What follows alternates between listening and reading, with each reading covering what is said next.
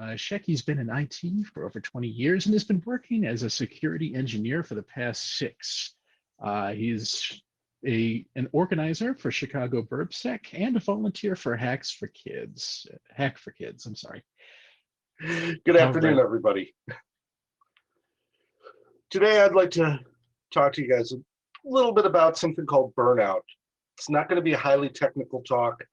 It's a subject that goes very deep, but is very important, especially for those of you just starting your careers here. As you get older, you start to understand it a little bit more, but it's not something that you hear people talk about it, but you think that can't happen to me, and it can happen to just about anybody.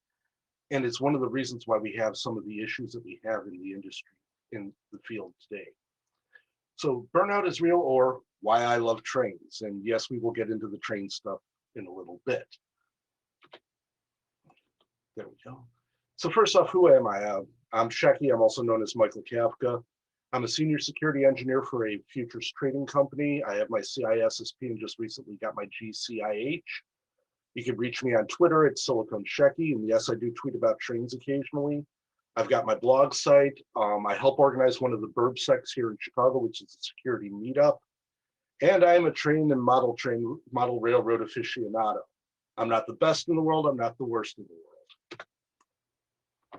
So let's get into the topic itself, burnout. What is burnout? The easiest way to describe it is burnout is that feeling of, I don't want to do this. You wake up in the morning, you don't want to go to work. You don't want to do anything.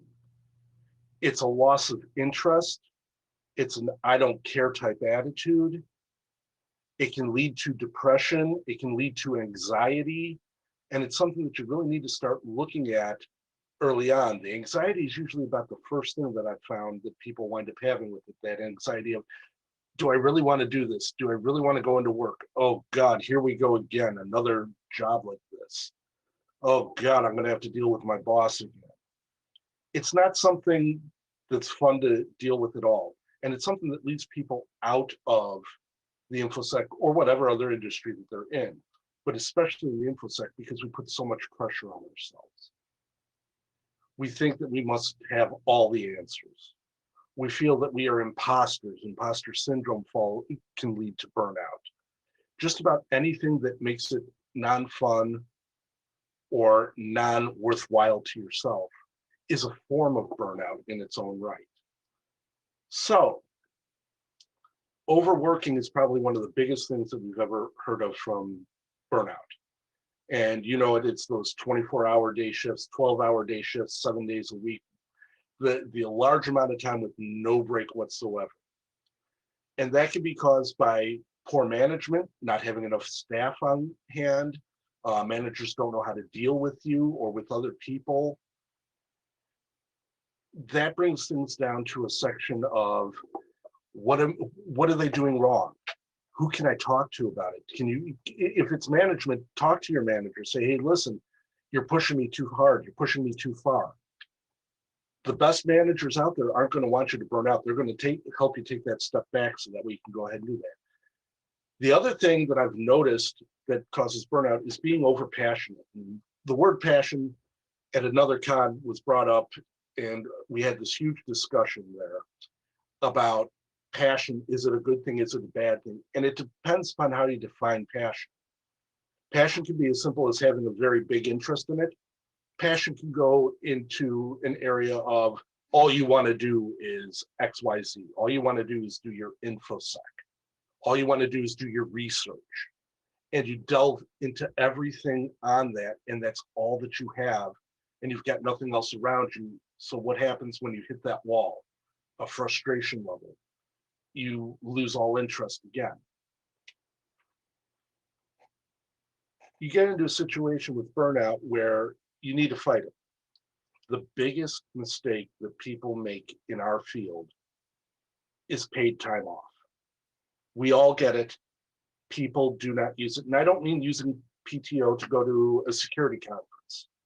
I mean using paid time off as paid time off, telling your manager that, yes, I am taking this week off and I am not answering emails. I am not answering my phone. I am out of service. I need to rest and recharge my batteries. You need to take it. The PTO is there for that reason, period. It's there to give you that chance to take that step back, to step away from the grind, to step away from the stress. Now, that's not to say that you won't have other stresses on another side or from somewhere else, but to step away from that work stress, to get that off the mind. You run into another issue, though, and this happens with all of us. You're on vacation and you start wondering, especially as it gets nearer the end, what am I going to walk back into? And that's just something that there's not a real good answer for, how to stop it. The answer to that is you stop it by stopping it. The real answer is, and I found this, is talk to the people around you, talk to your family, talk to your friends, say, hey, listen, I'm starting to think about this. Can you distract me from it? Find something to distract you, whether it be a hobby, whether it be going out for a bike ride. Hobbies are a big way overall, even without paid time off, to go ahead and de-stress and fight that burnout. And I'll be showing you one of my hobbies in a few minutes here, which is trains, and you'll be noticing all the trains sitting in these slides here. Outside of the opening slide, all the trains are photos that I took. Family and friends, going out and doing a walk in nature with them, which I get into in the last bullet point there. Going ahead and just spending time sitting down playing board games, not computer games necessarily, but board games. Going ahead and sitting down and having a nice dinner with someone. These sorts of things, if you're into going ahead and singing karaoke, can be fun. Going to an amusement park can be fun. Something that, again, gets you away from that stressor level of work, that constant, oh my God, I have to think about this. Oh my God, I have to solve this problem. Oh my God, oh my God, oh my God. I don't want to deal with this anymore. So you take that step back and you let your body refresh, you let your mind refresh. Meditation is a very good way to go ahead and relieve the stress if you want to start trying to do that. And that's just as simple as sitting down for 10 minutes and counting breaths. Meditation can be that simple. Just step away from it all. Don't force your mind not to think about anything. Just focus on one simple thing like counting breaths. These are all basic ways of helping to fight that stress, and that stress is what leads you to that burnout. In the movie Real Genius, they have a great scene there where they're talking about Laszlo down in the tunnels. And if you haven't seen the movie Real Genius, I highly recommend it. It's a fun, great 80s movie. But they're talking about the genius that came before him, the top dog that came before Val Kilmer and Mitch's characters. And Val's character, Chris Knight, goes ahead and says, yeah, he broke in a major way. He thought he loved solving problems, but he thought his answers were the answers to everything. So one day somebody told Laszlo that what he was creating was hurting people, and it cracked him severely. And that's something that we all have to understand. There is no answer for everything. InfoSec itself is really nothing more or less than risk mitigation overall. It is something that is constantly changing, and there is no way that you're going to be an expert in every single section of it. You might know a lot about specific areas, but there's always going to be somebody smarter than you, and there's always going to be a new question and a new way that pops up out there. And the best way of going ahead and being able to take care of that stuff is being fresh. Taking that step back, relaxing your mind out. I find, honestly, to help me with answering questions is stepping away from all of it for a bit. Because all of a sudden, out of nowhere, an answer will pop into my head. And that's something that should work for you also. Take a step back, stop thinking about it. You overthink it, you're going to come up with the wrong answer or the harder way of doing it. And you're going to start doubting yourself. And then you start doubting yourself, and then you start stressing about it. And then you start stressing about it, and then you hit that burnout level again. And it's not fair to yourself. The only way you're good for other people is to take care of yourself in the long run, physically, mentally, emotionally. You can go and see a professional for help, and I highly recommend that. There's nothing wrong with that. but you have to understand, and if you can't recognize the symptoms, talk to somebody else that you trust and see if they see these symptoms in you. The depression, the anxiety, the lack of wanting to do stuff, the losing interest in things that interest you, not just work-wise, but overall, because it all starts integrating together as you go down this path. So, as I said, there's a lot more to it than that. And we're going to get into the trains in just a moment here. But I want you to understand that I sound preachy. It's because I've seen too many people burn out. I've seen too many people just not lose it. We've seen in the industry too many people get to a point of no control anymore and not ask for that help. And we want you to be good. We want you to be safe. We want you to be able to help others. It's not something that's going to be easy. And it's not something that looking at oneself is always the hardest thing to do. And it's not something to be ashamed of. To turn around and say, I'm feeling burned out, takes a lot of credit to somebody to do that. Saying, I need to take a step back. I'm burning out. I need that time away. But you have to do it. Otherwise, you're just going to drive yourself into a ground and into an early grave. And that's not something anybody wants to see. It's happened to too many people. So let's get away from that and start talking about trains, and model trains. And what you're seeing here in this background is, this is my actual layout right here over on the left-hand side. That's my son running part of the layout. You've got a close-up of one of my newest engines that I've got, what's called a GG1. It was an electric engine. It was used a lot in Pennsylvania. You've got sitting next to the right there is a Shecky engine. It's a type of steam engine, but instead of horizontal drive rods, everything is vertical on it. They don't go fast, but they're very powerful. They were built for logging runs. And then finally, it's just a shot out the back of an old Pullman car that I took. Now, I'm going to stop sharing my screen here for a moment, and we're going to get right into this. Why model trains? Why trains at all? Well, there's two different ways of looking at it. I do some rail fanning, which is going out and actually seeing trains out on the rails. I'm lucky I've got a train museum not too far away. My son absolutely adores train and pulled me back into all of this. And then there's the model railroading aspect that you can do right in your own home. And you say, well, I've got a small apartment. Well, that doesn't matter. There are a few different scales of model trains out there.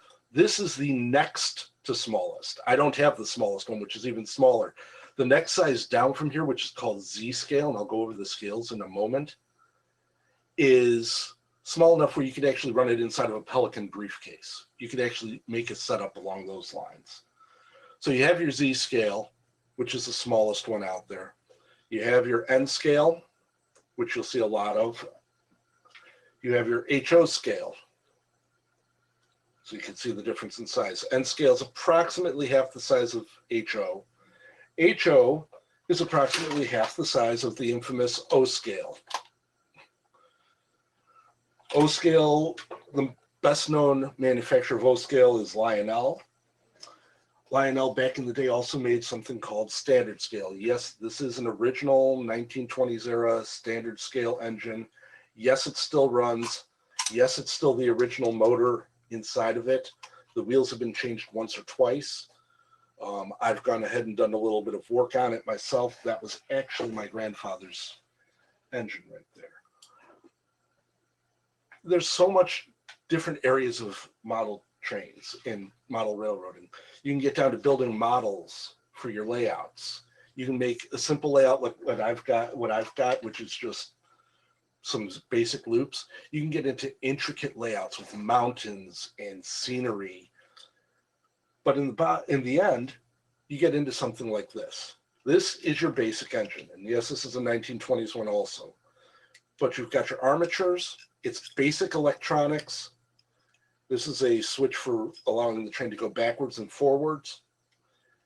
And it's pretty easy to work on itself. I actually am in the process of finding a new wheel for this, so that way I can get this one back up and running. The engine itself does run though. So you have your engines like that. You can learn electronics, not just from the engines, but from wiring up a track site. Simple tracks like what I showed you in my picture there is I have one controller per track. More complicated tracks, you have blocks and everything along those lines. Model building.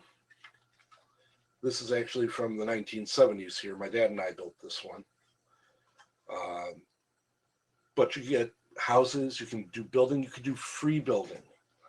The NMRA, which I had shown up on the slide, and I'll show it again when I reshare the screen, they've got all sorts of information on their website.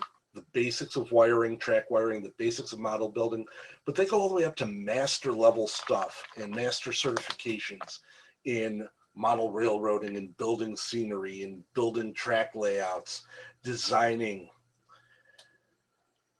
Don't know if a lot of you realize this, but the original hackers, the original InfoSec people back at I think it was MIT, were model railroaders. You take a look at a model railroad track when you have switches and everything, and it's like looking at a network in its own right. So there's a tie in there. So it actually does make logical sense as to why, but you still get that step back as far as I'm concerned. There are different styles of trains out there. This here, if you look at the difference between this right here, which is one of my more recent trains, which I'm not running right at the moment, and this here, you go, well, one's a steam engine and one's a non-steam engine or a diesel. I go, yes, but there's differences that you don't see on the two of these also. This one here is what runs off of what's called DCC or DC.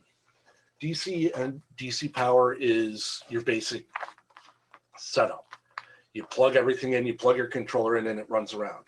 DCC, or digital command control, gives you a way of going ahead and running multiple trains on the same track, timing out the engines so that way they don't hit each other, all the way down to actual sound effects such as chugging sounds and whistles and bells, and even the sounds of engineers on the trains themselves. Now you say, okay, so what do we get into when we're dealing with this? It can be as simple as starter sets to start off around $100 or so. If you want to go wooden trains with your kids, that's even less expensive to start off with a basic set. But you can go ahead and go through all different sorts of, you make it as complicated or as simple as you want. I sit down in front of my train set and I kick back and I relax, and I'll sit there for hours on end, just watching the trains go around, maybe reading a little something, just letting the white noise of the engines go at it. My son will come in and say, I want to run this train, I want to run that train. It gives me a chance to bond with him even more. So you're dealing with stuff that, again, for me, I find nice and relaxing. These trains come with, and I don't have a way of pulling this one apart. Let me go grab this one here. This right here is actually an engine from when I was a kid. This was actually one of my two favorites when I was a kid. And I'll show you what I'm talking about as far as ease of working on them, because top pops right off, and then you get into just got a couple basic wires going to a motor right in the center. And really, upkeep on this is cleaning the wheels, putting a drop of oil in the bearings every so often, and lubricating the rods. And that's it. That's your most basic DC engine. And different DC engines will run different ways. You'll have ones that can go ahead and, like this one here from back in the day, was made for kids more so because it was made to be able to run fast. It doesn't like running slow. You have other engines such as this one here. If I bring this one up to full speed on the throttle, it's going maybe half the speed of this one on full throttle. So you get a difference in types. You can get involved with model railroad clubs in your area, and you can get involved with other aspects of it. Your hobby shops along those lines. Your hobby shops will always be willing to help out. It's a very friendly hobby overall, and there's always something to learn with it. Now, as far as the engines go and rail fanning goes, let me bring back my screen here.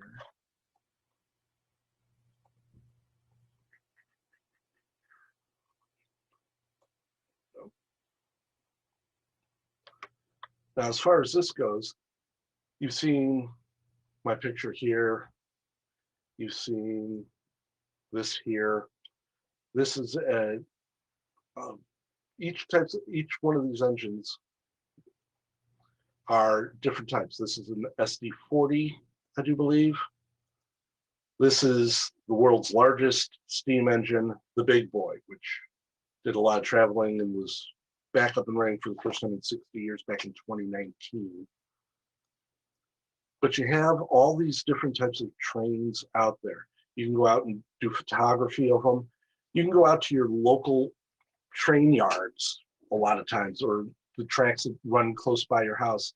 And if you're into ham radio, listen to the chatter on your ham radio. There's a specific set of bands that you can use a scanner for, that you can listen to the traffic, to the chatter between the engines and between the control towers very, very easily. There's no encryption on it or anything. They're wide open. It's fun to listen to, but it gets you outside and that. But there's some safety rules when you're doing the outdoor train stuff. Number one, you want to stay at least 25 feet away from the tracks. That's pure safety. If you don't do 25 feet away from the tracks, well, number one, most of the time you'll be trespassing. And number two, you're really risking yourself getting hit by the train or getting sucked in as the train goes by any sort of vacuum from the speed of the train going by. So enjoy the outdoor trains safely. Now, as they said, I threw this all together really fast, so it seems like I'm running a little bit short on everything. So I'm going to open things up to questions shortly, because I'm sure that a lot of you might have some questions on it all. And feel free to go ahead and ask away. Do we have any questions for starters? Alrighty, so I don't see any specific ones just yet, but let me just ask a couple of my own real quick to see if we can emphasize a few different points. Going back to the burnout section, what kind of experiences with burnout have you had? I've had a few different experiences with burnout, and actually none of it has really been. I've had one experience in the IT world with it directly, and that was back when I was doing network engineering and consulting. And I was the one-man crew, and there was no way I could take a break or anything. I was the last man standing in the department. And it started to affect me, and it really started to affect not just me, but my relationships with the young lady I was seeing, the lady that I was seeing at the time. My significant other and our relationship started to break down. I was worried about everything. I was constantly thinking I was going to get fired for the smallest mistake. And it was partially because I was working so hard, and it was partially because I saw everybody else jump ship. But it's along those lines. Now, as far as actual burnout goes, I used to do wedding photography. And that got to a point where it stressed me out so much that I stepped away from photography completely for a couple of years. Nowadays, I enjoy it as a secondary hobby, but it just got back. Any info on smart trains and new technologies being used? We'll get to that in a minute. But burnout to me has been something that, since I actually found a couple of real good employers I've worked for, they forced me to go ahead. They initially forced me to start taking time off. And nowadays it's like, okay, yeah, I need to step back. I'm going to take a step back. I need to take a mental health day, just a day So here or that's there. so that's something you'd recommend that managers would do then, is to encourage their employees to take time for avoiding burnout. I think that they should encourage it. I think they should encourage it where they are not getting in touch with that employee. I think managers need to be taught what warning signs to look for potential burnout. And a lot of that's because you're not going to see it yourself, or you're going to be afraid to talk to your manager about it. And you got to get over that fear. But if the manager sees it and says, I want you to take a day off, jump at the chance, because they're seeing something that you're probably not. Excellent. Thank you for expanding on those points for us. You're welcome. So it looks like we have a question inside of Slack here. Any info on smart trains and new technologies being used? I haven't thought too much about smart trains. There's a positive traction system that they use right now, and I like the idea of the positive. The PTC systems out there, I do believe is what they're called, are fantastic safety systems. The new technologies that are coming out on the trains, again, I don't dig as deep into some of this as some people do, and I'm just catching up with some of the technologies, but they're coming out with some nice stuff. The model railroad side of stuff, the technologies are just unbelievable. The on the rails side of stuff, the newer engines with some of their controls in it are fantastic. The rules for safety out there are fantastic. The problem is with all these new technologies, there are now older trains that cannot run on the rails because, or cannot run on specific types of rails because they don't have the new technologies and can't be retrofitted easily. The PTC system is a great example. The big boy, which I showed you, does not have a PTC system in its cab. So behind it runs an actual diesel engine with PTC in it that does dynamic braking and makes it safe for the A class or the major railroad lines. Smaller railroad lines, local lines don't have that PTC requirement at this point in time. So they could run something like the Shea or the Silver Streak type engine that I showed you before. All right, do I have any, I hope that answers your question a little bit. As far as technologies on the model railroading side, probably the newest technology that people are starting to use is Raspberry Pis and the Arduinos to go ahead and run their layouts. Do you have any thoughts on unlimited PTO and how that plays out? Unlimited PTO has pluses and minuses, and yes, I have a big thought on that. A lot of places that I've seen that have unlimited PTO, it's like, okay, yeah, take the time off when you need it, and you never think that you need it. It doesn't force people. What I prefer to see is if somebody's going to be doing unlimited PTO, that a place goes ahead and does a mandatory week of paid time off for an individual. Quite honestly, unlimited PTO is a fantastic thing in theory, but when you're a workaholic, you're just going to ignore it. If, on the other hand, you force an employee to say, okay, there's a mandatory week off and we are shutting down your accounts and you're not going to be able to see your email or anything, I would much rather see, if you're going to have mandatory or unlimited PTO, I think they need to add that in to the equation on it all. So that way people are forced to take that week.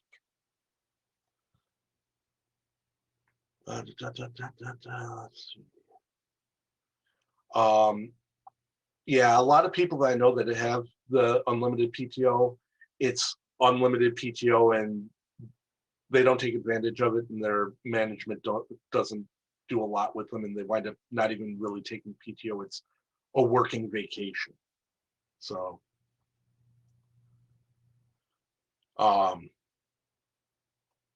Yeah, mandatory PTO is used in banks to check people aren't actively defrauding the system. That's one of the advantages of it, is that you can go ahead and do a check on a user account, et cetera, and stuff like that. But it really needs to be done also to go ahead and let somebody recharge and refresh. And if you don't have a way of recharging and refreshing, talk to friends, start learning. So I'm hoping that with PancakesCon, you've gone ahead and turned around and found that you got a new hobby or something, some new interest, whether it be trains or mountain climbing or cooking or birding or DJing. So any other questions, either on trains or on burnout?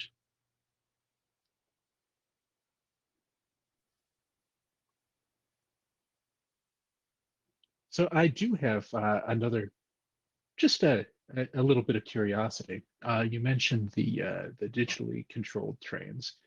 Do they signal through the rails or something like that? How does that work?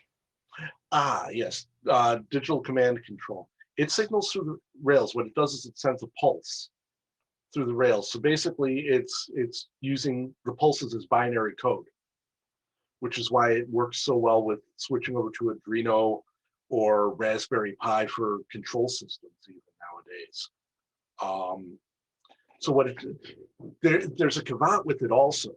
You can go ahead and run a DC, a non-digital controlled engine on a DCC track, but because of the way the DCC signals go, if you let that engine idle, that non-digital engine idle, it will burn up. You will burn out the motor inside of that engine because of that pulsing. Now, can you run a DCC engine on a DC track? You can do that very easily. In fact, a lot of companies make it so that way certain basic sounds, if the engine has sounds, will automatically run, such as whistles or bells, while you're running it on a DCC track. But yeah, it's literally a pulse inside of the electricity that goes ahead and sends the signal in binary such. Thank you. That's actually really fascinating. It's a neat system to go ahead and dig into. I've just started playing with DCC, and I don't have mine set up right at the moment. But it's something that I really started looking into, and as I learn more about it, I'm tempted to take a Pi or an Arduino and start working with that to see how much better of a system I can come up with as opposed to what's just out there right now. So if there's nothing else, I want to thank you all for listening. I hope this came off very well for everybody and you were able to learn some stuff. And I'll see you on the rails. Fantastic. Thank you, Shecky, for your presentation today and for stepping in for us.